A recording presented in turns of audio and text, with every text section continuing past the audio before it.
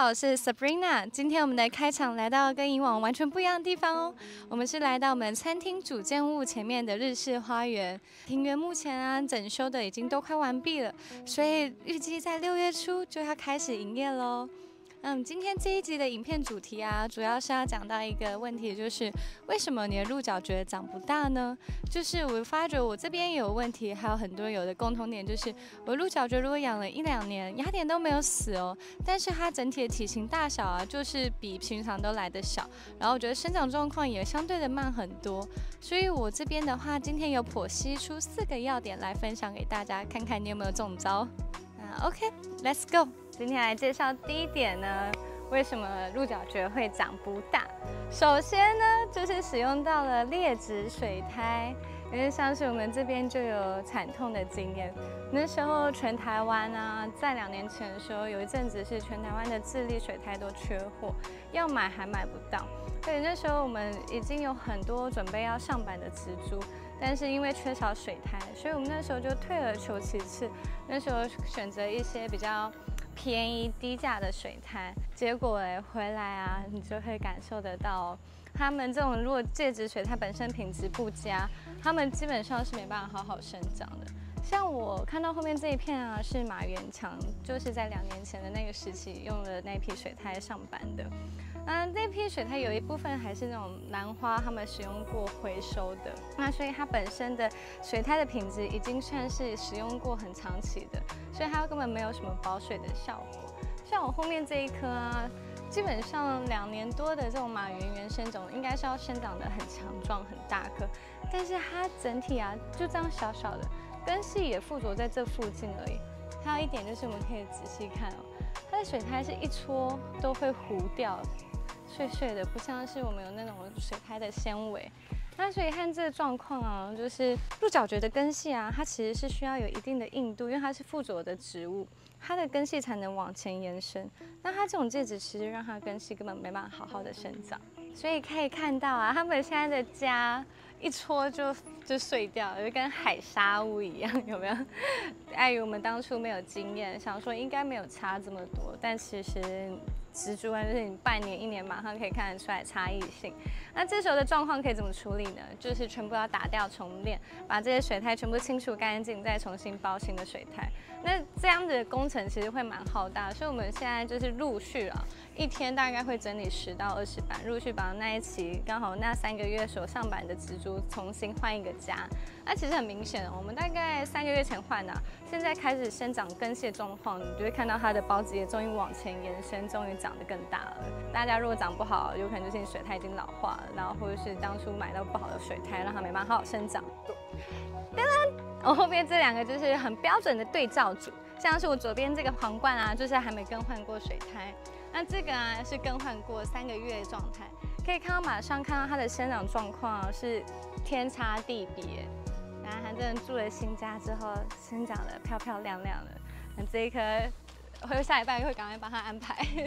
所以就可以看得出来住的地方有多重要了。那我们就是要好好的帮它做筛选。那如果有出问题的话，就赶快一篮绝篮的帮它换新家。接下来第2点呢是，我植株很健康，然后也有持续生长，但为什么长不大呢？还有一个要点就是它的生长空间已经不足够了。像我手上拿的这一株是女王，它本身的体型就会偏大型，所以它过了一段时间住不下的时候，一定要再把它换大版。像是我身后这2颗也是我们这次在把它们的家扩建，那其实会非常的明显我们在增加它整个胎球之后，它的冠的生长高度其实很快就又多了10几公分，所以我们要依照这个品种的体型去适当的帮它换家。因为我都会帮它们比喻成像是寄居蟹。他们不可以一开始就住很大的家，要跟着它这种植株的年龄去慢慢帮它做更换。其实大概1年半到2年做一次更换就足够了。那它现在可以看到它的叶子，它的营养液已经快吃到板子了。那之后我们的预计安排就是它到这边的时候呢，我就一次帮它换到再更中型的，第3次换版就会等到2年后。那所以其实我有看蛮多人，他们一开始上版的大小都是蛮薄的、小小的，那其实很快就住不下。那如果你这时候不做更换，它就永远没办法长大。所以呢，大家一定不能偷懒，就是要帮他们换家扩建的时候呢，就要赶快帮他们扩建。当啦，再来第3点呢，就是内伤的案例。像我手上这一版银华，它也是在2年半前也过来的，因为我那时候同时收2颗来源不一样的银华，然后它们大小差不多，所以帮他们做一个对比。我那时候就会发一篇文，就说，来看看谁的长势比较快呢？那结果啊，这一颗其实蛮特别的哦，它这2年没什么生长。然后我们可以看到哦，经过2年的时间，它的营养液竟然只有小小的一点点。那是为什么呢？是因为那时候夏天的时候，我们让它在温室放的时间太久了，所以它整体有热到，有萎缩。那时候内伤啊，其实就要花很久的时间去恢复。因为那时候我们换一颗单给大家看照片，那时候就提早2个月进去冷气房，所以可以看到整体的差异性竟然这么大。所以怕热的品种啊，也就是要注意，有时候真的是夏天那种38度 hold 不住的天气啊，就要赶快帮它移到适合的环境，要不然它整体的修复时间就会非常的久。银华这个就是血淋淋的案例，已经将近3年了，我觉得它芽点也很大很健康哦，但是它的生长状况就是不好，所以呢，我也是准备要把它的水苔重新整理一下，然后把它根系稍微切一些，让它刺激它重新生长。那再来就是大家常见的问题呢，一看应该大概知道，就是呢吃太好啦，肥伤。所以你可以看到它这小苗啊，这么小，但是它的水苔已经看起来已经糊糊已经好像被那个肥料过多，青苔已经长得满满疏疏这就是肥料不小心加太多啦。那肥伤的话，也会让它长不大。因为这个品种照理来讲是 Hakuna Matata， 其实 Matata 的生长速度非常的快，正常干湿循环，经过2个月时间，它的孢子叶早该是超过3公分了，但这时候还是一个小屁苗，这就是泡太肥了。就是这4点，其实热伤啊、肥伤，然后不换板、介质不佳，都会让你的鹿角蕨无法好好的生长。那还有一个比较小的点，我就稍微带过，就是光线啊，因为很多人他的鹿角蕨其实长期缺光，真的是那种放在室内啊、浴室没有补植物光，它就是萎缩，然后长也长不大，饿也饿不死的那一种状态呢。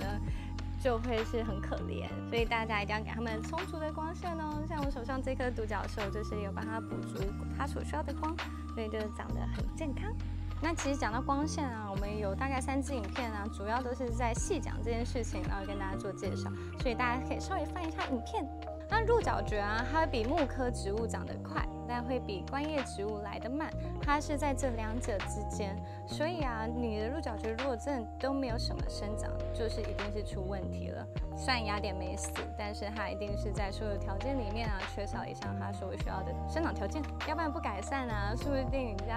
家里的树呢，都长得比鹿角蕨都还要快了呢。以上是我们这边的经验统整给大家，所以植物也是跟人一样，都要居住在良好的环境，身心灵才可以健康的成长。大家如果有遇到什么千奇百怪的问题呀，或是你有什么想补充的，都欢迎在下面留言给我，看看我们可不可以帮你解决，或是我们也可以一起做交流。那我们的整个园区啊，耗费了4年时间，终于快开园了。那所以在6月的话，小编这边呢将会举办一个属于植友们的一个派对。那活动还在规划当中，所以大家可以敬请期待，继续 follow 我们。那我们下期再见，拜拜。